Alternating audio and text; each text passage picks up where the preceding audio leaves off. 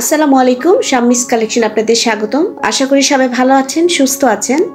আজকে আমি V stitch কিভাবে করতে হয় সেটা টিউটোরিয়াল নিয়ে হাজির হয়েছি। এই জন্য আমি উল নিয়েছি এবং 2.5 mm হুক নিয়েছি। প্রথমে একটা স্লিপ নট নিলাম, এরপর আমি 18টা চেন নেব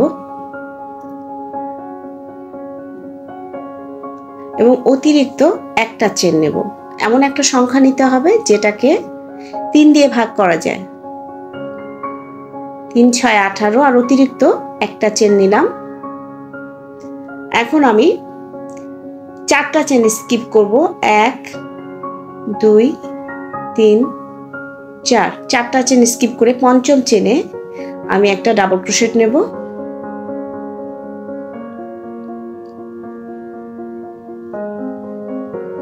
একটা চেন নেব এবং এই একই ঘরে আরো একটা ডাবল ক্রোশেট নেব। হয়ে গেল একটা ভি স্টিচ।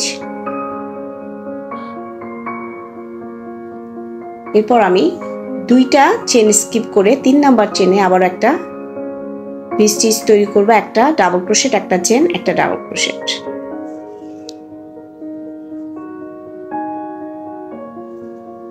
এভাবে এই লাইনের কাজ করতে হবে। আমি একদম শেষে চলে এসেছি, 2টা চেন বাকি আছে। আমি একদম শেষের চেনে একটা ডাবল ক্রোশেট নেব।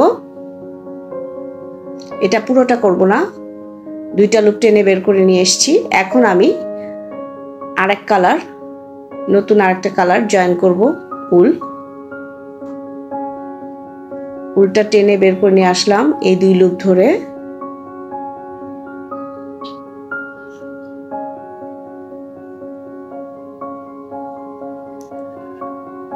সুতাটা টেনে নিচ্ছি।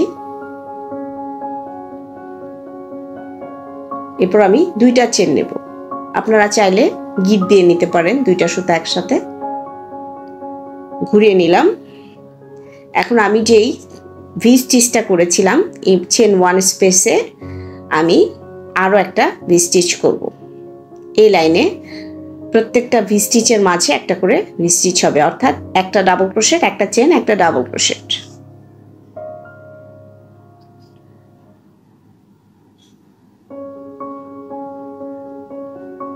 পরবর্তী চেন 1 স্পেসে আবারও একটা ডাবল ক্রোশেট, একটা চেন, একটা ডাবল ক্রোশেট নেব।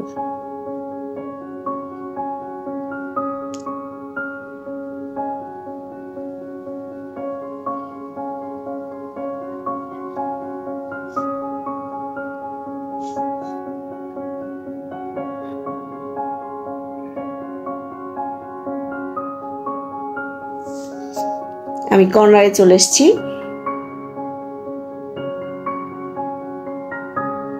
এই প্রথম যেই 3 নাম্বার চেন, 5টা যে নিয়েছিলাম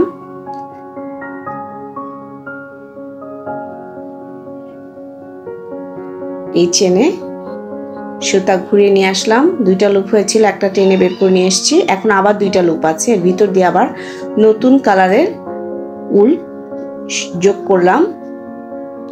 সুতাটা টেনে নিলাম।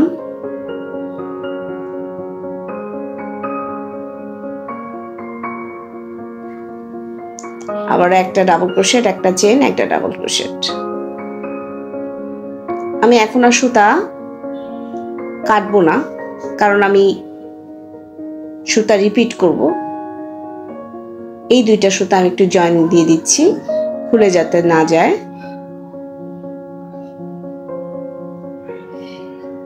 আমি যেহেতু সাইডে একটু বর্ডার করব, তাই আমি সুতাটা আপনার ভিতরে দিলাম না।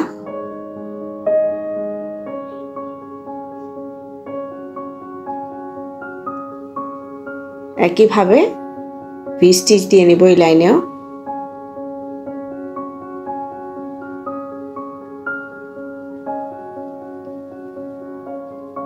একটা ডাবল ক্রোশেট, একটা চেন, একটা ডাবল ক্রোশেট।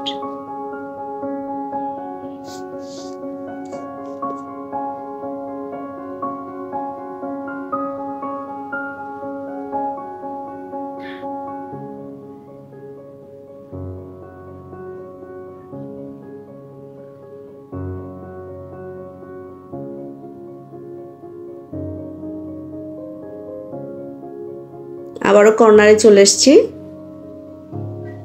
2 নাম্বার চেনে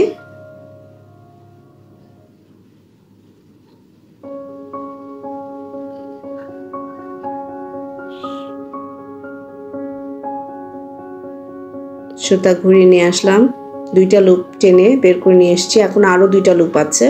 এখন আমি নিচে যে প্রথম যেই অ্যাশ কালারে যেই উল্টা দিয়ে কাজ করেছি সেটা টেনে এর ভিতর দিয়ে নিয়ে আসলাম। এই কারণে আমি কোনো উল কাটিনি, কারণ আমি একই কালারগুলো আবার পরবর্তীতে রিপিট করব দেখে আমি আর কাটিনি। কিন্তু এটা আর থাকবে না, শেষে যখন আমি বর্ডার করব বর্ডারের সময় এটা ভিতরে চলে যাবে। ভি স্টিচ করছি একইভাবে।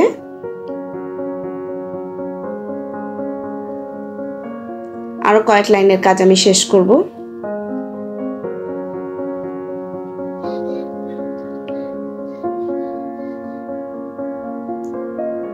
এবার আবার আমি লাল উল্টা এর ভিতর দিয়ে টেনে নিয়ে আসবো 2 লুপের ভিতরে।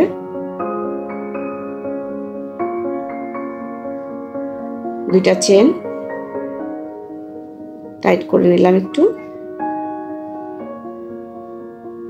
ভি স্টিচের ভিতরে আবারও একটা ডাবল ক্রোশেট, একটা চেন, একটা ডাবল ক্রোশেট।